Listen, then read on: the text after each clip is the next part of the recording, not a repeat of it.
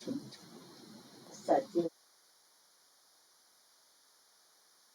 नमस्कार साथियों, प्रज्ञा इंस्टीट्यूट में आप सभी लोगों का स्वागत है। वंदन है, अभिनंदन है, तहे दिल से स्वागत है सभी साथियों का। रोज की भांति आपकी हिंदी की श्रृंखला को आज आगे बढ़ाया गया है और अब एसएससी जीडी का पेपर बिल्कुल करीब आ चुका है। तो एसएससी जीडी को विशेष ध्यान में रखते हुए आपके लिए प्रश्न तैयार किए गए हैं और यह प्रश्न आपके मुख्य रूप से एसएससी जीडी की परीक्षा के लिए इम्पोर्टेंट रहेंगे, क्योंकि एसएससी जीडी की परीक्षा निकट भविष्य में आने वाली है। तो एसएससी जीडी परीक्षा को ध्यान में रखते हुए आपके प्रश्न बनाए गए हैं। तो एसएससी जीडी के साथ साथ अन्य जो परीक्षाएं हैं उन परीक्षाओं में भी इम्पोर्टेंट सिद्ध होंगे। जैसे एसएससी जीडी के साथ साथ आपके अभी अन्य कोई पेपर है, जैसे पेट का अभी हुआ था, पेट से जुड़ी हुई कोई यूपी ट्रिपल एससी की वैकेंसी आ रही है तो उसके लिए भी लाभकारी सिद्ध होगा। तो चलिए शुरुआत करते हैं। और टेट टेट में भी हिंदी आती है तो टेट के लिए भी लाभकारी होगा। सुपर टेट अन्य सभी राज्यों में जहाँ जहाँ भी हिंदी आती है उन सभी राज्यों की परीक्षाओं के लिए बहुत ज़्यादा इम्पोर्टेंट होगा ये आज का सेशन। तो चलिए शुरुआत करते हैं आज के क्वेश्चनों की। क्वेश्चन बहुत अच्छे लेवल के है, ठीक है। ना ही क्वेश्चन ज़्यादा हार्ड है और ना ही ज़्यादा सरल है, लेकिन अगर आप तैयारी नहीं करते हैं तो वही प्रश्न आपके लिए हार्ड हो जाते हैं और वही सरल हो जाते हैं। तो चलो देखते हैं, एक एक करके प्रश्न देख रहे हैं अभी। आपको पेट, लेखपाल टेट, सुपर टेट जितनी परीक्षाएं हैं या यूपी के अतिरिक्त अन्य जहाँ जहाँ भी जो राज्य है जहाँ जहाँ भी हिंदी आती है उन सभी परीक्षाओं के लिए बहुत ज़्यादा इम्पोर्टेंट है। चलिए देखें, प्रयोग के आधार पर शब्द कितने प्रकार के होते हैं। क्वेश्चन पूछा गया है कि प्रयोग के आधार पर शब्द कितने प्रकार के होते हैं। तो हमने आपको बताया थे प्रयोग पूछा जाए या बेकार पूछा जाए। प्रयोग पूछा जाए या बेकार पूछा जाए तो इसके आधार पर शब्द दो प्रकार के होते हैं, एक विकारी शब्द और एक अविकारी शब्द। ऐसे शब्द जिनमें लिंग वचन कारक काल के अनुसार परिवर्तन हो जाता है विकारी शब्द होते हैं। ऐसे शब्द जिनमें लिंग वचन कारक काल के आधार पर परिवर्तन नहीं होता है अविकारी शब्द होते हैं। तो विकारी शब्द भी चार प्रकार के होते हैं और अविकारी शब्द भी चार प्रकार के होते हैं। कुछ लोग सीधे बता देते हैं कि प्रयोग या अर्थ के आधार पर शब्द 8 प्रकार के होते हैं, लेकिन ऐसा नहीं है। प्रयोग या अर्थ के आधार पर शब्द 2 प्रकार के होते हैं, विकारी और अविकारी।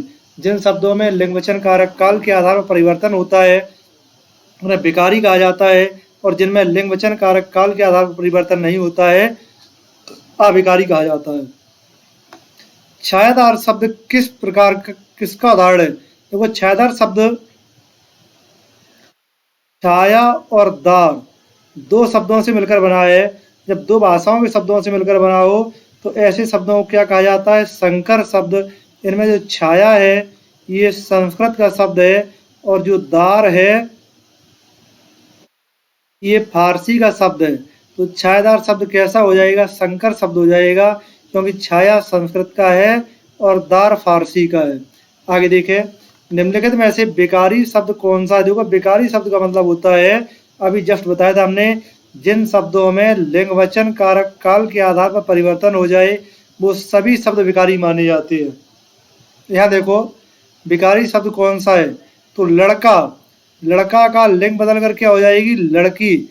वचन बदल कर क्या हो जाएगा, लड़का लड़के। तो ये जब लिंग और वचन दोनों के आधार पर बदल रहा है तो ये कैसा शब्द हो जाएगा, विकारी। कौन सा तुर्की भाषा का शब्द नहीं है।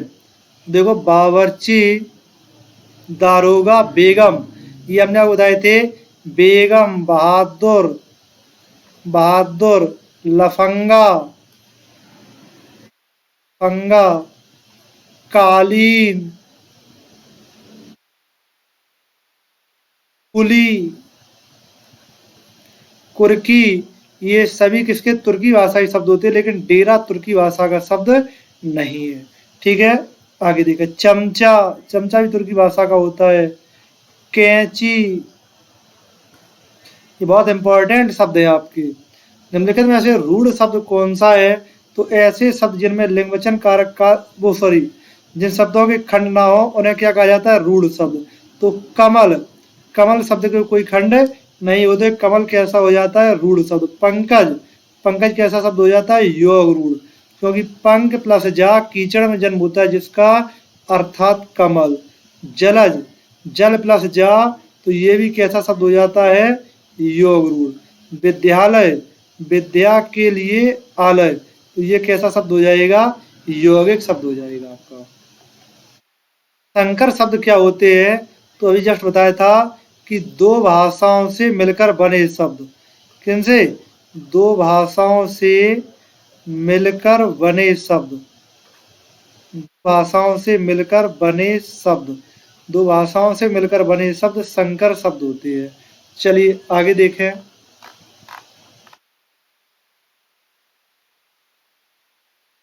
निम्नलिखित में से रूढ़ शब्द क्या हो? देखो यार, रूढ़ शब्द बताना है तो नाक, नाक शब्द कैसा है? रूढ़ शब्द है।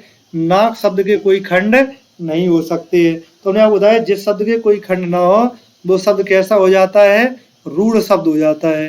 निम्नलिखित में से विदेश, दूध वाला, देखो दूध वाला, ये दूध वाला कैसा शब्द है? तो यह यौगिक शब्द है। घुड़सवार, घोड़े पर सवार, ये कैसा है? यौगिक शब्द। लंबोदर, लंबा उदर है जिसका, अर्थात गणेश जी, तो ये शब्द कैसा हो जाएगा? योग रूढ़ शब्द हो जाएगा। निम्नलिखित शब्दों में से विदेशी शब्द को पहचान। देखो विदेशी शब्द बताना आपको कि जो दूसरी भाषा से लिया गया हो। तो यह अलमारी, ये किस भाषा का शब्द है? पुर्तगाली। अलमारी, आलपीन, बेगम, ये सब किसके है? विदेशी शब्द है। खिड़की किस प्रकार का शब्द है? तो खिड़की शब्द होता है देशज शब्द। लालटेन शब्द, तो लाल और टेन वैसे यहाँ संकर शब्द है, लेकिन संकर ऑप्शन नहीं है, इसलिए इसका आंसर भी विदेशी देना पड़ेगा। अर्थ के आधार पर शब्द कितने प्रकार के होते हैं? तो ज्यादातर लोग बता देते हैं 5 प्रकार के, लेकिन 4 प्रकार के होते हैं। एकार्थी, अनेकार्थी, समानार्थी और विपरीतार्थी। तुर्की भाषा का नहीं है। तो देखो चेचक, बारूद, बेगम अभी बताया था हमने, कौन नहीं है? पैगंबर नहीं है। देसाई शब्द छांटी, देखो इसमें देसाई शब्द आपको बताना है। देखो ये डिबिया शब्द है, ये कैसा हो जाएगा? देसाई शब्द हो जाएगा। तो option number D is the correct answer. विदेशी शब्द पहचानिए। तो देखो चश्मा, ये किस भाषा का शब्द है? तो फारसी भाषा का शब्द है। तो चश्मा कैसा हो जाएगा? विदेशी शब्द हो जाएगा अपना। ठीक है, आगे देखें। निम्न में फारसी भाषा का शब्द नहीं है, कौन सा फारसी भाषा का शब्द नहीं है? तो तनख्वाह है ही, पैमाना है ही, इस्तीफा है ही, क्या नहीं है? मलीदा। पंकज, जलज, ये जस्ट ऊपर बताए थे कि नहीं? ये कैसे शब्द हो जाते हैं? देखो पंख प्लस जा, तो पंख प्लस जा ये की अर्थात दो शब्दों से मिल रहे हैं, लेकिन स्पेशल इंडिकेट किसे दे रहे हैं? कमल को। जब कमल को दे दें तो ये योग रूढ़ शब्द हो जाते हैं। निम्न में कौन सा शब्द देशज शब्द है? तो देखो देशज शब्द जस्ट ऊपर अभी पता चला था, कहीं खिड़की ऑप्शन मिला था, तो खिड़की कैसा शब्द हो जाएगा? देशज शब्द हो जाएगा। निम्न में से विदेशज शब्द कौन सा है? देखो अमीर, ये किस भाषा का शब्द है? तो अरबी भाषा का शब्द है। अमीर, आदमी, औरत, ईमान, ये किस भाषा का शब्द है? अरबी की है। प्रिय, उष्ट और भक्त, ये संस्कृत भाषाई शब्द है, और संस्कृत भाषाई शब्दों को हम तत्सम शब्द कहते हैं। अभ्यागत में उपसर्ग बताइए। देखो यहाँ या के पहले आधा वर्ण है, जब या के पहले आधा वर्ण हो जाएगा तो कौन सा उपसर्ग हो जाएगा? अभी उपसर्ग। तो option number A is the correct answer. एक प्रत्यय लगाने पर सप्ताह में क्या रूप बनेगा? तो सप्ताह का रूप बनेगा साप्ताहिक। Option number D is the correct answer. निम्नलिखित में ऐसे किस शब्द में प्रत्यय नहीं है? देखो यहाँ प्रत्यय नहीं है बताना है। तो देखो यहाँ एक हरा, हरा प्रत्यय लगा है। दूजा शब्द है उसमें जा प्रत्यय लगा है। गुणवान, वान प्रत्यय लगा है, लेकिन दुबला, दुबल शब्द नहीं होता है या दूब शब्द नहीं होता है, तो यह दुबला कैसा हो जाएगा? रूढ़ शब्द हो जाएगा। निम्नलिखित में से लुटेरा में कौन सा प्रत्यय प्रयोग हुआ है? तो लुटेरा में हुआ है एरा प्रत्यय प्रयोग। कौन सा प्रत्यय प्रयोग हुआ है?